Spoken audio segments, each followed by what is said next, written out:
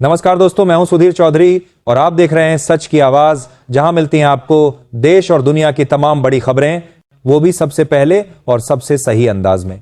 लेकिन उससे पहले आप हमें कमेंट बॉक्स में यह जरूर बताइए कि आप ये वीडियो कहां से देख रहे हैं। और हां दोस्तों, अगर आपने अब तक इस वीडियो को लाइक नहीं किया तो लाइक कीजिए और चैनल को सब्सक्राइब करना मत भूलिए, क्योंकि यहां मिलती है आपको इंपॉर्टेंट न्यूज जो सबसे जरूरी है।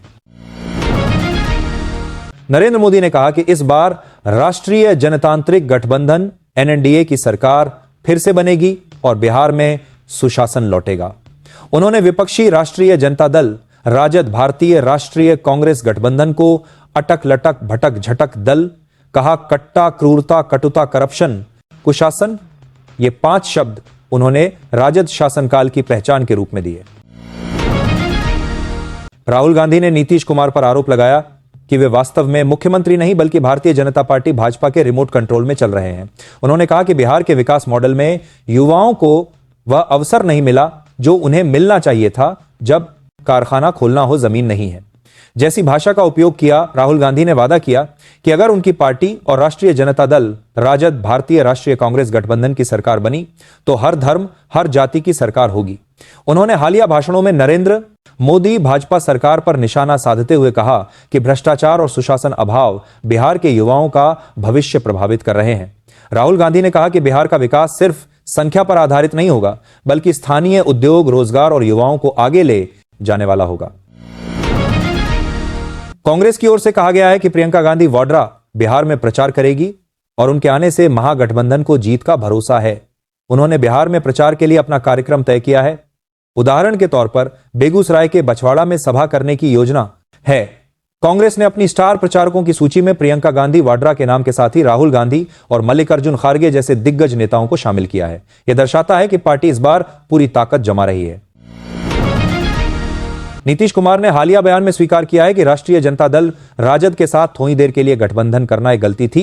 उन्होंने कहा कि अब विकास गति के एजेंडे पर ध्यान केंद्रित होना चाहिए। विरोधी दलों ने नीतीश कुमार पर हमला बोला है। राहुल गांधी ने कहा है कि नीतीश वास्तव में मुख्यमंत्री नहीं बल्कि भारतीय जनता पार्टी भाजपा द्वारा रिमोट कंट्रोल किए जा रहे हैं। इसके पहले मल्लिकार्जुन खड़गे ने कहा था कि नीतीश कुमार ने अपनी समाजवादी विचारधारा छोड़कर भाजपा आरएसएस के समीकरण में आ गए हैं, जो कि उनके पुराने प्रतिज्ञान के विपरीत है।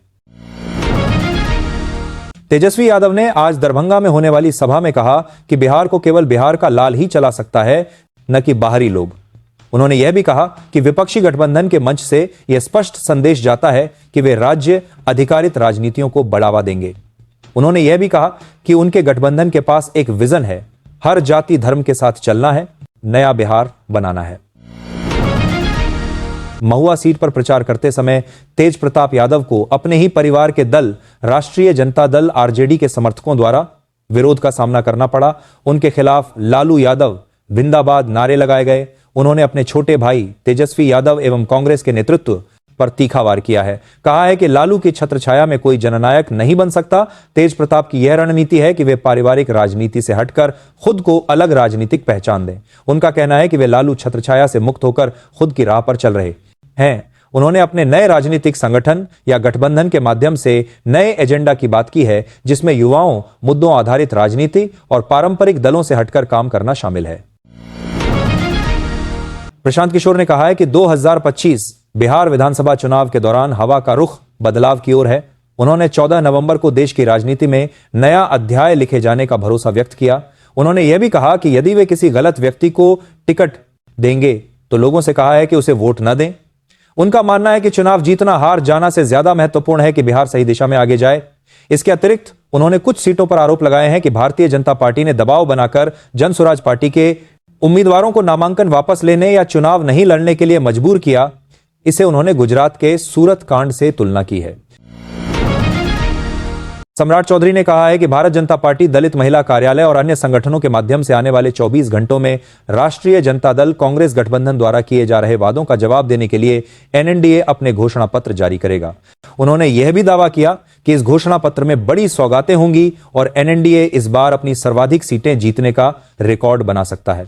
सम्राट चौधरी ने विपक्षी गठबंधन पर हमला करते हुए कहा कि उनका जनाधार सीमित है और उन्होंने विशेष रूप से लालू प्रसाद यादव द्वारा स्थापित राजनीति को निशाना बनाया।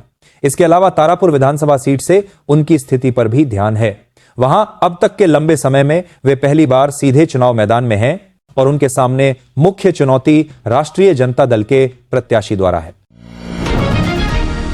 लाइन ऑफ कंट्रोल LOC तथा पाक संयुक्त सीमाओं पर भारत पाकिस्तान के बीच गतिरोध जारी है। कश्मीर में आतंकी हमला के बाद भारत ने जवाबी कार्रवाई का संकेत दिया है और कहा है कि भविष्य में किसी भी आतंक कार्रवाई को युद्ध की कार्रवाई के रूप में माना जाएगा। भारत ने अपनी 3 सेवा थल जल वायु की जंग उद्घाटन अभ्यास अभियान शुरू किया है।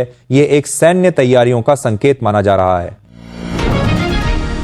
ECI ने घोषणा की है कि देश भर में मतदाता सूची के विशेष गहन पुनरीक्षण SIR का दूसरा चरण 12 राज्यों एवं केंद्र शासित प्रदेशों में शुरू किया जाएगा। इनमें वेस्ट बंगाल, तमिलनाडु, केरला आदि शामिल हैं। ECI ने देश भर के राजनीतिक दलों के लिए नियम अनुसार फर्जी या निष्क्रिय पार्टियों की पहचान करते हुए 334 राजनीतिक पार्टियों का पंजीकरण रद्द किया है। इसका उद्देश्य चुनाव प्रक्रिया को और पारदर्शी करना है।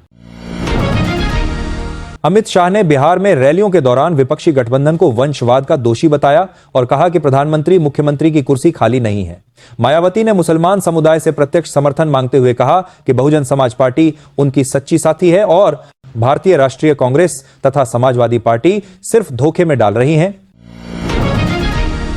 नरेंद्र मोदी ने पटना में आगामी बिहार विधानसभा चुनाव 2025 के लिए एक रोड शो की घोषणा की है, जिसमें भाजपा बड़ी संख्या में मतदाताओं तक अपना अभियान आगे बढ़ाना चाह रही है। उन्हें 2 नवंबर 2025 को पटना में रोड शो करने की योजना है ताकि 14 विधानसभा सीटों पर अपनी ताकत दिखा सकें। राज्य में तृणमूल कांग्रेस TMC ने इलेक्शन कमीशन ऑफ इंडिया चुनाव आयोग द्वारा घोषित वोटर सूची के विशेष गहन पुनरीक्षण SIR प्रक्रिया के खिलाफ तीखा मोर्चा खोल दिया है। उन्होंने कहा है कि यह केंद्र द्वारा राज्य प्रशासन में हस्तक्षेप का प्रयास है। TMC के नेताओं ने चेतावनी दी है कि यदि सर में किसी मतदाता का नाम कटेगा तो इसके खिलाफ सख्त कार्रवाई की जाएगी। विपक्षी भारतीय जनता पार्टी भाजपा ने इस पर पलटवार करते हुए कहा है कि वोटर सूची की सफाई जरूरी है और ये प्रक्रिया लोकतंत्र की मजबूती के लिए है। इसके अलावा कूच बिहार जिले में एक 60 वर्षीय किसान ने नाम कटने के डर से जहर खाने की कोशिश की है। यह घटना SIR प्रक्रिया को लेकर जनता में डर व असमंजस को दर्शाती है। गया के टिकारी विधानसभा से NDA प्रत्याशी अनिल कुमार पर राजद समर्थकों ने हमला किया, जिसमें उनका हाथ टूट गया और उन्हें गंभीर चोटें आईं। जीतन राम मांझी ने इस हमले को विपक्ष की कायरता बताया। प्रधानमंत्री नरेंद्र मोदी ने कांग्रेस नेता राहुल गांधी पर छठी मैया का अपमान करने का आरोप लगाया। उन्होंने कहा कि कांग्रेस और RJD के लोग छठी मैया की पूजा को ड्रामा और नौटंकी बताते हैं।